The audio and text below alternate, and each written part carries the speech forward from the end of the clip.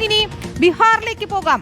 അവിടെ തെരഞ്ഞെടുപ്പിലെ നാണംകെട്ട തോൽവിക്ക് പിന്നാലെയും കോൺഗ്രസ് ഇതുവരെ പാഠം പഠിച്ചിട്ടില്ല എന്നതാണ്. തർക്കം രൂക്ഷമായി തുടരുന്നു.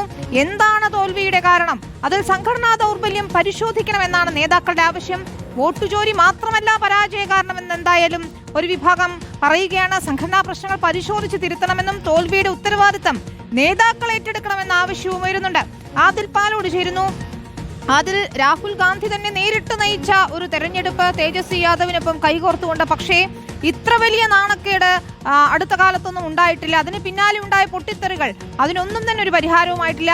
ഇന്ത്യ സഖ്യത്തിന്റെ ഭാവി എന്ത് എന്ന ചോദ്യങ്ങൾ ഉയരുന്നതിനിടയിൽ കോൺഗ്രസിന്റെ ബീഹാറിലെ ഭാവി എന്ത് എന്ന ചോദ്യവും പ്രസക്തമാവുകയാണ്.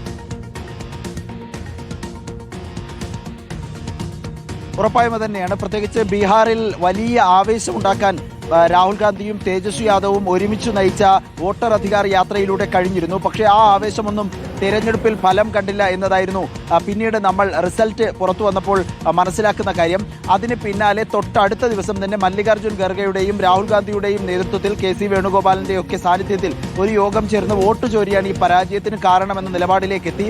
അതിനുശേഷം ഒരു യോഗം ചേരാനോ എന്തെങ്കിലും രൂപത്തിലുള്ള ചർച്ചകൾക്കോ ബീഹാറുമായി ബന്ധപ്പെട്ട് ഹൈക്കമാൻഡ് നേതൃത്വങ്ങൾ തയ്യാറായിട്ടില്ല എന്നുള്ളതാണ് ഒരു വിഭാഗം നേതാക്കളുടെ ആക്ഷേപം. അത് യാഥാർത്ഥ്യവുമാണ്. വോട്ട് ചോരിയെ മാത്രം ഒഴികഴിവായി പറഞ്ഞ് ഈ പരാജയത്തിന്റെ ഉത്തരവാദിത്തം മുഴുവൻ വോട്ട് ചോരിക്കുമേൽ വെക്കുന്നത് ശരിയല്ല എന്നുള്ളതാണ് ഒരു വിഭാഗം നേതാക്കൾ, താരിഖ് അൻവർ അടക്കമുള്ള, താരിഖ് അൻവർ ബീഹാറിൽ നിന്നുള്ള MP ആണ്, ലോക്സഭാ MP ആണ്, നേതാവ് അടക്കമുള്ളവർ വ്യക്തമാക്കുന്നത്.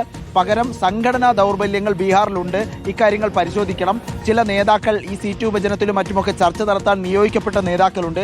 ഈ സീറ്റ് വിഭജനം നടത്തുകയും സീറ്റ് വിതരണം ചെയ്യുകയും ചെയ്ത നേതാക്കളുണ്ട്. ഇവരൊക്കെ ഈ പരാജയത്തിന്റെ ഉത്തരവാദിത്തം ഏറ്റെടുക്കുക കൂടി വേണമെന്നുള്ളതാണ് ഒരു വിഭാഗം കോൺഗ്രസിൽ ആവശ്യപ്പെടുന്നത്. ഏതായാലും ബീഹാർ പരാജയത്തിന് പിന്നാലെ കോൺഗ്രസ് സംസ്ഥാന നേതൃത്വത്തിനുള്ളിൽ തർക്കം രൂക്ഷമാണ്.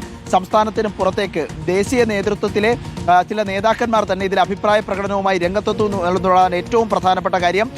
അടിയന്തരമായി പ്രശ്നം പരിഹരിക്കാൻ, സംഘടനാ ദൗർബല്യങ്ങൾ പരിശോധിച്ച് തിരുത്താൻ നേതൃത്വം തയ്യാറാകണമെന്നാണ് മുതിർന്ന നേതാക്കളടക്കം ആവശ്യപ്പെടുന്നത്. വിനീത.